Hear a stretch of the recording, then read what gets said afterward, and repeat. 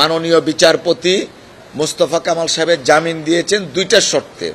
প্রথম শর্ত হলো প্রতি মাসে একবার তিনি থানায় হাজির হতে হবে, সংশ্লিষ্ট থানায়।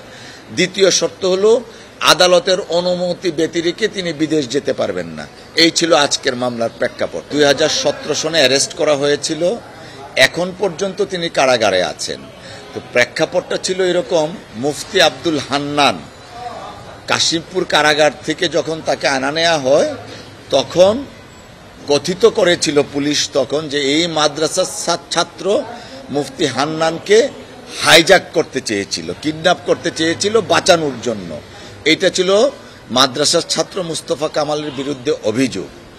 এই ঘটনা যখন জাতীয় পত্র পত্রিকায় ছাপা হলো, তখন আমার লার্নেড ফ্রেন্ড আমাকে বললেন, তৎকালীন সময়ের chief justice mister S K. Sinha open কোর্টে তৎকালীন সময়ের ডিএজিকে বলেছিলেন, এই নাটক না সাজালে কি হতো না?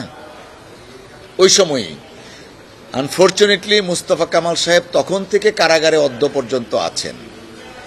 আর মুফতি হান্নানকে 2017 সনে অ্যাবডাকশনের অভিযোগটা করার একটা প্রেক্ষাপট ছিল। আপনারা জানেন 21শে আগস্ট মামলা মুফতি হান্নান ছিলেন প্রধান সাক্ষী। তো ওই সময় অ্যাবডাকশনের মতো একটা নাটক সাজিয়ে তাড়াতাড়ি তাকে ফাঁসিতে ঝুলানো হয়েছিল, যেন 21শে আগস্ট মামলায় উনি গিয়ে সাক্ষ্য হিসাবে দাঁড়াতে না পারেন।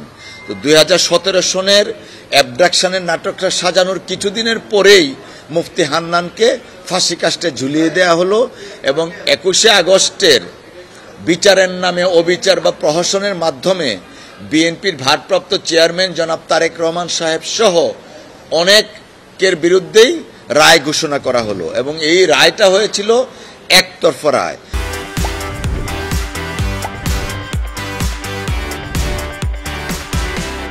পার্টিকুলারলি জনাব তারেক রহমান সাহেবের বিরুদ্ধে একমাত্র সাক্ষী ছিলেন মুফতি হান্নান।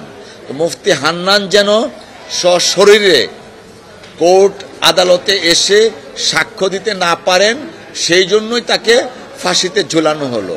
আর এই ফাঁসিতে ঝুলানোর প্রেক্ষাপটটা রচনা করেছিলেন তৎকালীন বিচারপতি এস.কে. সিনহার, প্রধান বিচারপতি এস.কে. সিনহা বাবুর ভাষণ মতে নাটকটা কি না সাজালে হতো না। অর্থাৎ এই অ্যাবডাকশনের নাটকটা সাজানো হয়েছিল তাকে ফাঁসি দেওয়ার জন্য এবং এই নাটকের বলি হয়েছিলেন মুস্তফা কামাল। সেই দীর্ঘ 8 বছর পরে বিনা বিচারে এখন পর্যন্ত তিনি কারাগারে ছিলেন এবং আছেন। আজকে মহামান্য হাইকোর্টের মাননীয় বিচারপতি মোস্তফা কামাল সাহেবের জামিন দিয়েছেন দুইটা শর্তে। প্রথম শর্ত হলো প্রতি মাসে একবার তিনি থানায় হাজির হতে হবে, সংশ্লিষ্ট থানায়। দ্বিতীয় শর্ত হলো আদালতের অনুমতি ব্যতিরেকে তিনি বিদেশ যেতে পারবেন না। এই ছিল আজকের মামলার প্রেক্ষাপট।